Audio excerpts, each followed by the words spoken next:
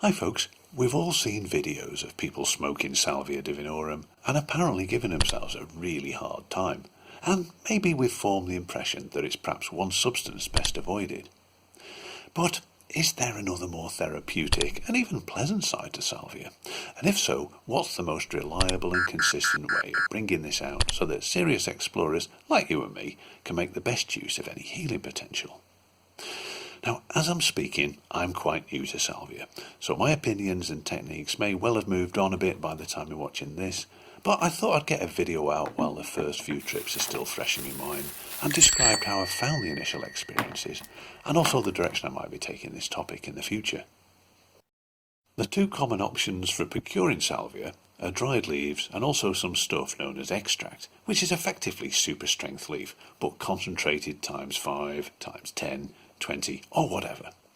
And in fact there's a relatively simple tech to convert leaves into the extract of your own choice, and I'll leave a link in the description. You can also buy Salvia plants by mail order, and if you've got the facilities, I understand that cultivation generally isn't too complicated in moderate climates, and I'm actually thinking of trying this myself at some point. As regards dosings, well, there's a few options for this, so I'll briefly describe what I've tried so far and how I found it. Here's some dried leaves which I briefly tried quitting, and this is basically a chewing method that I won't go into now, but there is a bit of a technique to it, and I'm sure mine could be improved considerably. But so far for me, quitting has only really produced fairly gentle background effects, which might suit some, but it's not really what I'm looking for at the moment. And so far, I'd have to say the same thing for boiling the leaves to make Salvia tea. I mean, maybe my leaf product isn't great quality, which would certainly explain it, but so far the tea, like the quitting, has only produced light threshold effects. Of course, don't let this discourage you from testing these methods yourself. Some do report great success, so definitely worth a try. Now, a respected Discord member reported that a convection vaporizer could be used with dried leaves to achieve controllable, potent effects, provided it could reach around 260 degrees centigrade. So I bought the suggested Dabuda, but despite much testing, I still haven't been able to get a credible punch from vaping leaves. Now, probably my leaves aren't great, or maybe other reasons, but based upon my own experience so far, and of course this might change, but so far it's not easy to recommend vaping leaf matter, or in fact vaping the extract, which I also tried without much success, especially as these vaporizers aren't particularly cheap. I also tried smoking dried leaves, but unfortunately I found I needed a big bowl full, and even then only fairly light effects, and with tons of horrible smoke. All my successes so far have been from smoking extracts in pipes, and that's what I'll be speaking about for the remainder of this video. Now, there are a couple of potential gotchas with smoking extracts.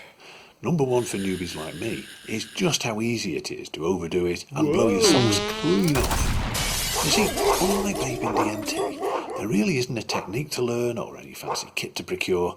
Anyone can buy a cheap pipe, load it with some powerful salvia extract, and the very first time they smoke it, really blow the brains out and give themselves an extremely hard time. And from what I've seen, many do exactly this. So, whilst regular pipes certainly do work, achieving the desired intensity in a single draw can be a bit hit and miss. And as mentioned, utmost caution is, well, essential with salvia. And with that in mind, there's a few options for maintaining a bit more control, one of which is using one of these multi-bowl pipes or similar. So these devices have a revolving upper platform which houses several individual bowls that can be pre-loaded with small amounts of extract and just smoked as required. And of course, this makes it much easier to spread the come up over several tokes, which can make it a lot more pleasant, and it just gives a lot more control over the overall intensity and potentially the trip duration too. So far, the only one I've tried has been this cheap 6-shooter pipe from Wish, but I'll tell you what, it's been a fantastic enabler for my own early salvia successes. So I'll outline exactly how I've achieved these and how I found the tripping experiences. So if this appeals to you, there are several different versions, and I'd suggest this one because it's got sprung detents on the bowl platform, so it can be positioned by feel. Also, it's got a proper non-binding rotation mechanism and a reasonable seal so the air comes from mainly the selected bowl and not from others or random gaps in its lower surface. These also have a built-in grinder, but we won't be using that. There are some similar looking pipes available, also on Wish and AliExpress, but not all are anywhere near as good as this, so I suggest avoiding them. Here's one to avoid. It's not great, so get something decent, even if it costs a bit more, which it might not.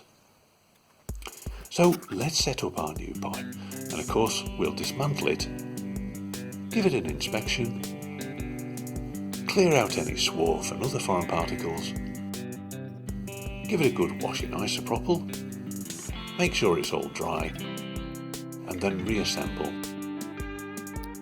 and check it's usable. And although this particular pipe has a built-in internal mesh screen, I actually bought some 10mm stainless steel pipe screens from AliExpress, and by using the blunt end of a 4mm or similar size drill, gently work one into each bowl, and then just finished them off with a larger 8mm drill. So for the first few trips, I'd suggest just loading the smallest amount of the weakest extract you can find, which will probably be the ×5 like we've got here. And I found that sharing 40mg equally between the 6 bowls seems more than enough for my own needs. But obviously, there's going to be differences, so don't go straight in at that. Just take it up slowly from almost nothing and work up from there. Great, I think we're ready to roll. My own technique's really simple, and I'll demonstrate on an empty bowl. So here I am using a regular lighter with the flame turned up, and I've just held the flame to the bowl and gently draw in for a couple of seconds, inhaling just long enough to get the smoke right down into my lungs, say another 2 seconds or so, and holding it there. I don't know how long is strictly needed for the holding. I just hold it as long as I comfortably can, say 30 seconds or perhaps longer. I'll normally start feeling initial effects after just a few seconds, although the intensity does continue to build for perhaps a minute after this. And of course, after you've smoked one bowl, if you want, you can just select the next and try again, and again after that if you like. But I do suggest waiting a full minute or so before deciding on whether to take another, because the Salvia come up seems to take significantly longer than DMT, so give it time to take its full effect, or it could catch you out a bit. But when you're feeling the effect you're looking for, well, just put down your kit, close your eyes, lie back and surrender to the experience. And it's really as simple as that. If you didn't get deep enough, then next time just do the same, but with an increased amount of extract in each bowl. Of course, increasing the amounts will eventually lead to uncomfortable quantities of smoke, so maybe that's the time to think about using less quantity, but a stronger extract, maybe ×10, 15, or whatever you think. And just to reiterate, from what I've experienced so far, it seems vital with Salvia to go in very, very gently, especially on the first few trips. I've said the same thing about DMT many times, but for Salvia, I'd say it's even more crucial. Seriously, if you're not prepared to tread very, very gently with Salvia, then leave it alone and try something else instead. But if you are, then the rewards could be considerable, and I'll do my best to describe my own experiences so far. Now for me, it's still very early days, and Salvia's throwing up something new on almost every trip, so here I'll just report the main headlines to help you decide if it might have any potential for you. Salvia does seem to have like a settling in period.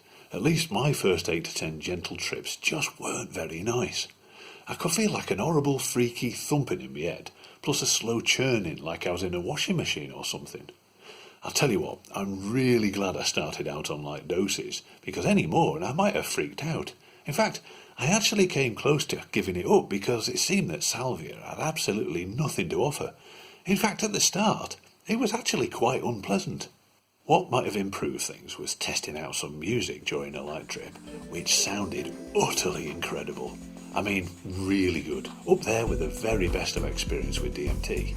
Now it might be coincidence, but after that I had some intensely pleasant euphoric trips, hardly noticing anything other than a lovely strong sense of innocent playful joy.